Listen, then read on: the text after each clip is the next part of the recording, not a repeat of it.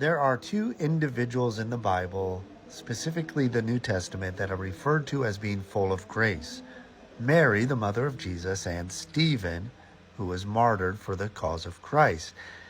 Jesus also is referred to as being full of grace and truth, but he doesn't count because he's the source of grace. Everybody else is a recipient of it. Luke records for us the story of the angel Gabriel appearing to Mary, and also the story of Stephen giving his life for Christ. When referring to Stephen, there is a variant in the text.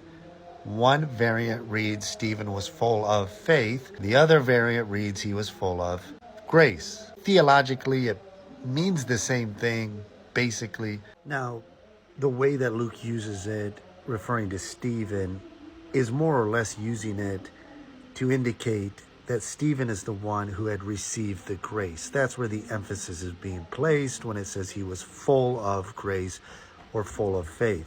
So the grace, Stephen is a recipient either way, the same as Mary in Luke chapter 1. She's a recipient of grace, but a different verb tense is used, the perfect participle, passive. In other words, the Greek cheritomeni, sorry, I'm slaughtering the Greek there, but the way that it's used in Luke to refer to Mary, he says, Hail Mary, highly favored of the Lord, or highly beloved, or one that is full of grace. And the idea there is that she's still a recipient of grace, but it's more or less a title that is being bestowed upon her.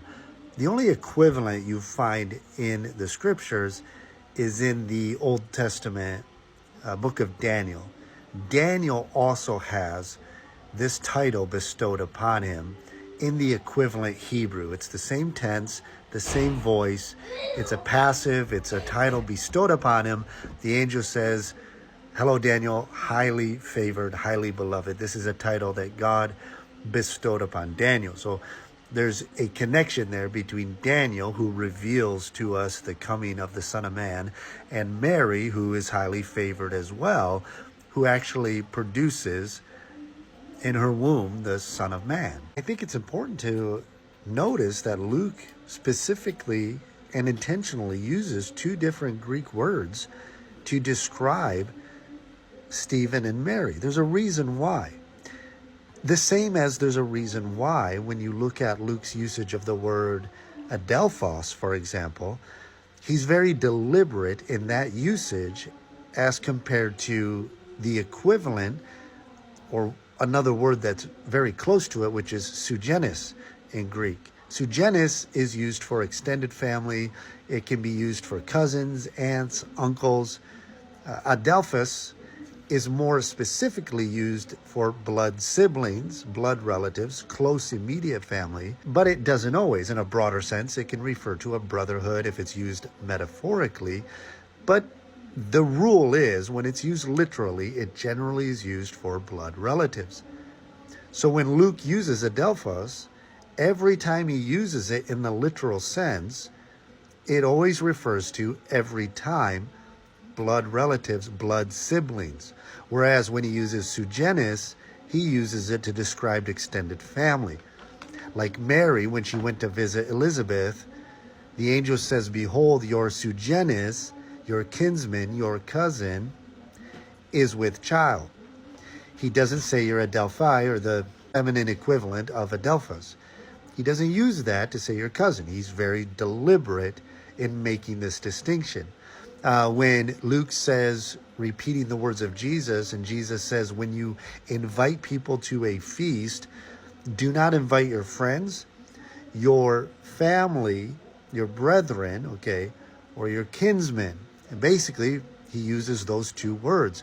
Don't invite your brothers, okay, your blood immediate family, your adelphos, and don't invite your suggenes, your kinsmen, your extended family.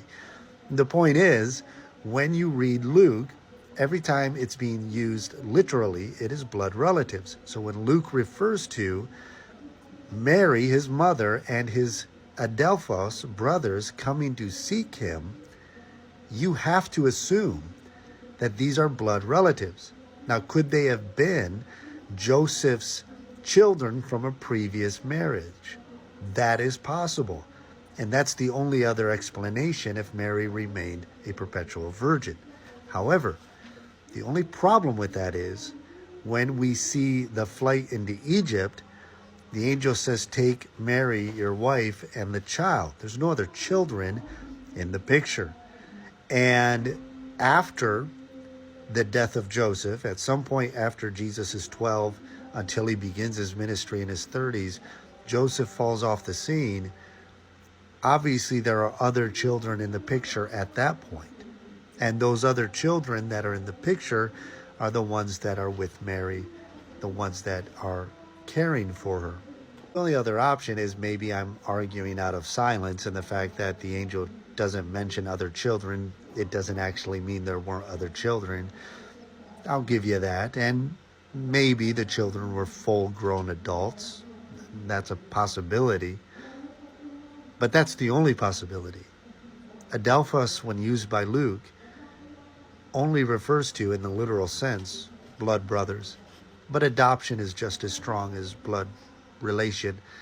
And so if Joseph had children from another marriage and he adopted Jesus, these brothers would be brothers, adelphos. Okay? And Luke would have used that. But if they were cousins, there's no reason Luke would not have used suggenes, because he uses it in other contexts when referring to literal extended family, such as aunts, uncles, and cousins. Remember, if you're going to build a theology over the fact that Luke uses two different Greek words referring to Mary being beloved and full of grace, and Stephen being full of grace, you need to apply the same hermeneutic to other Greek words in the way that Luke uses it. And so what are your thoughts? Did Joseph have other kids? Is Mary and Daniel, are they both the unique characters in the scriptures who are called full of grace, given this unique title? And does it mean that Daniel was born immaculately? Is there an immaculate conception took place with Daniel? Or was it simply a title of grace bestowed upon Daniel because of his faith? What are your thoughts?